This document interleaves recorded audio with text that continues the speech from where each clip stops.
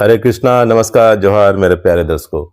मैं एस्ट्रोलॉजर कुमुद रंजन सिंह बहुत बहुत स्वागत करता हूं आप सबों का अपने पंचांग की श्रृंखला में।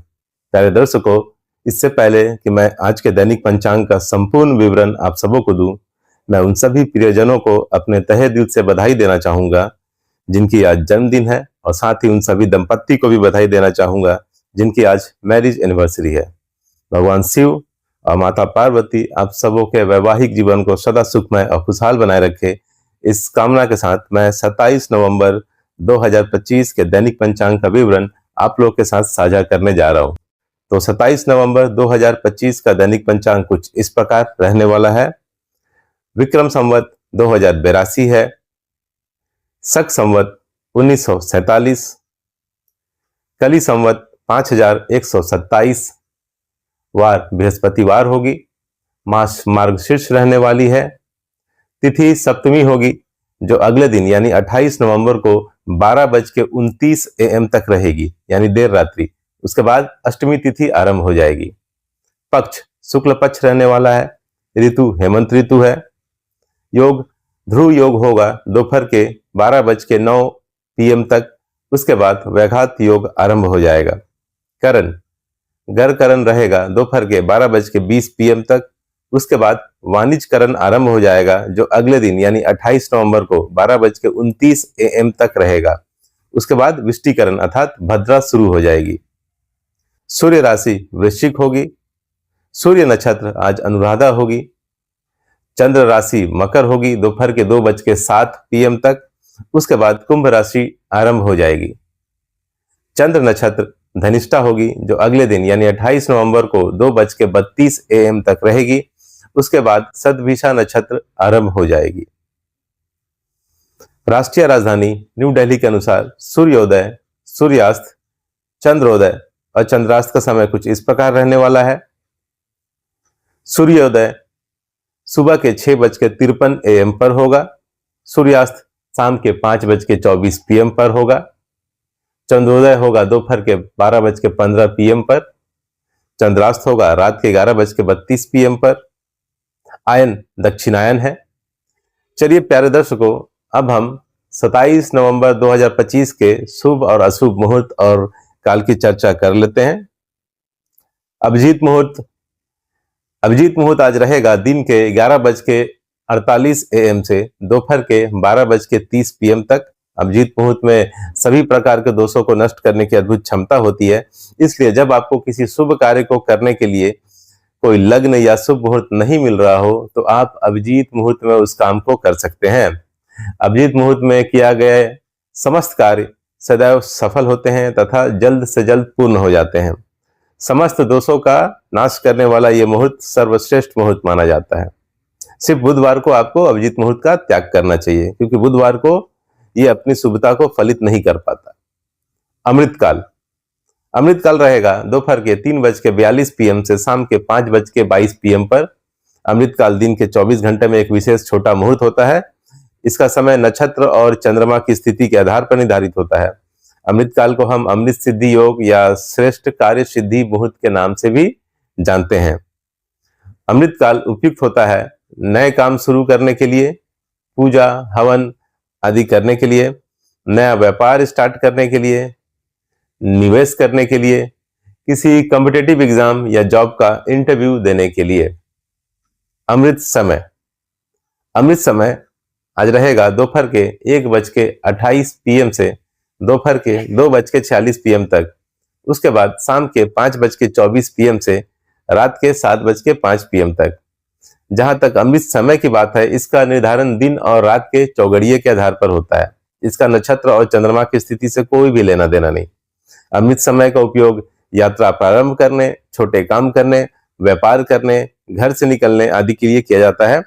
संक्षेप में हम कह सकते हैं कि चौघड़िया वाला अमृत समय रोजमर्रे के काम के लिए इस्तेमाल किया जाता है और ये हर दिन आता है, यानी हर दिन होता है ये।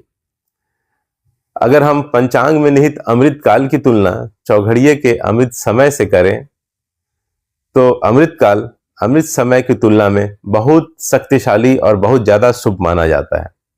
रवि योग, दैनिक पंचांग के अनुसार आज रवि योग का मुहूर्त नहीं है। रवि योग एक शुभ योग है और सभी प्रकार के शुभ कार्य इस योग में किए जा सकते हैं। लेकिन जैसा कि मैंने आप लोगों को पहले बता दिया, आज इसका मुहूर्त नहीं है। सवाद सिद्धि योग, सवाद सिद्धि योग का मुहूर्त आज नहीं है। सवाद सिद्धि योग एक अत्यंत शुभ ज्योतिषीय संयोजन है जो सभी प्रकार के शुभ कार्यों में सफलताओं को सुनिश्चित करता है। यह एक विशिष्ट वार और नक्षत्र के संयोग से बनता है और इस योग में किए गए कार्य सफल होते हैं और सभी मनोकामनाओं की पूर्ति भी होती है। यह एक अत्यंत शुभ मुहूर्त होता है नया व्यापार स्टार्ट करने के लिए, वाहन खरीदने के लिए, घर की रजिस्ट्री करने के लिए, शादी सगाई करने के लिए और निवेश अर्थात इन्वेस्टमेंट आदि से संबंधित कार्य को करने के लिए। लेकिन मैं आपको जैसा पहले बता चुका हूं कि दैनिक पंचांग अनुसार आज सर्वाद सिद्धि योग का मुहूर्त नहीं है। विजय मुहूर्त, विजय मुहूर्त आज रहने वाला है दोपहर के 1:54 PM से दोपहर के 2:36 PM तक। विजय मुहूर्त में आप केस मुकदमे से संबंधित कार्य को आगे बढ़ा सकते हैं और सरकारी दस्तावेजों से संबंधित कार्य को भी आप पूर्ण कर सकते हैं।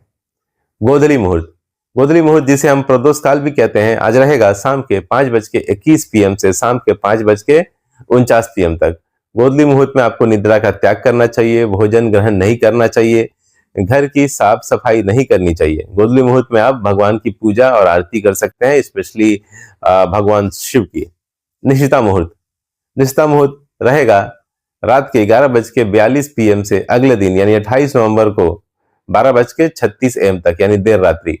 निशिता मुहूर्त हिंदू धर्म में धार्मिक और तांत्रिक साधना के लिए शुभ समय माना जाता है। ब्रह्म मुहूर्त, ब्रह्म मुहूर्त आज रहेगा प्रातःकाल 5:05 AM से प्रातःकाल 5:59 AM तक।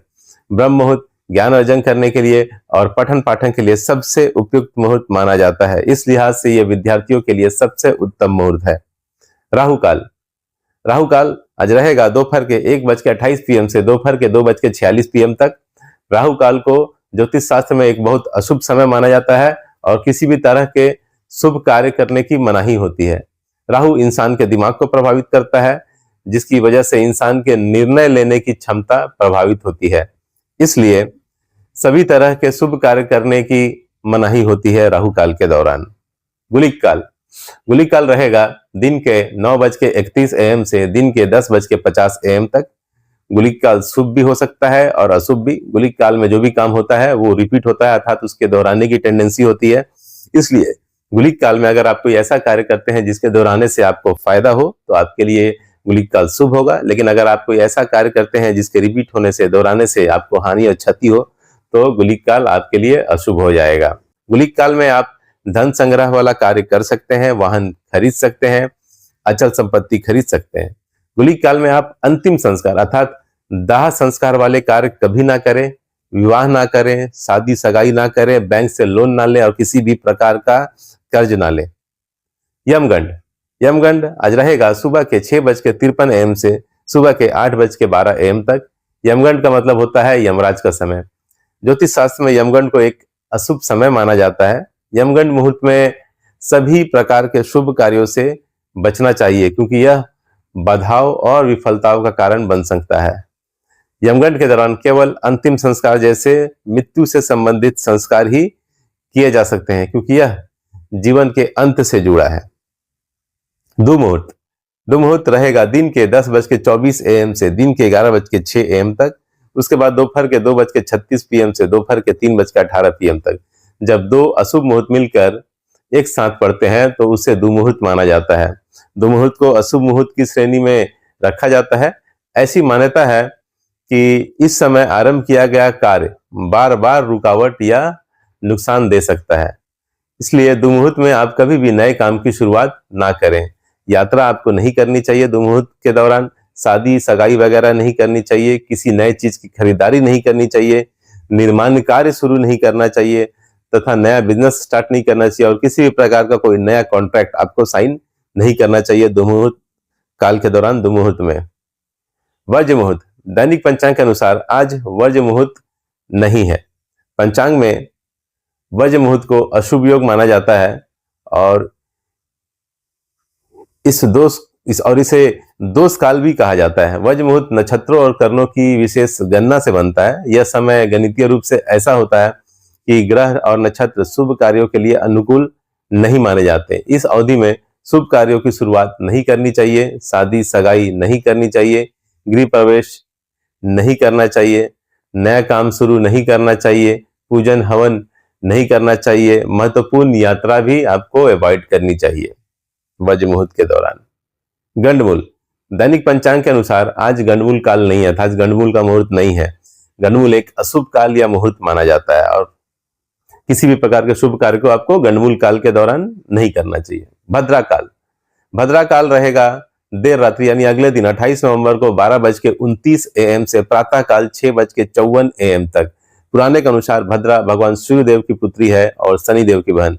किसी भी मांगलिक कार्य में भद्रा योग का विशेष ध्यान रखा जाता है क्योंकि भद्रा काल में मंगल उत्सव की शुरुआत और समाप्ति दोनों ही अशुभ मानी जाती है।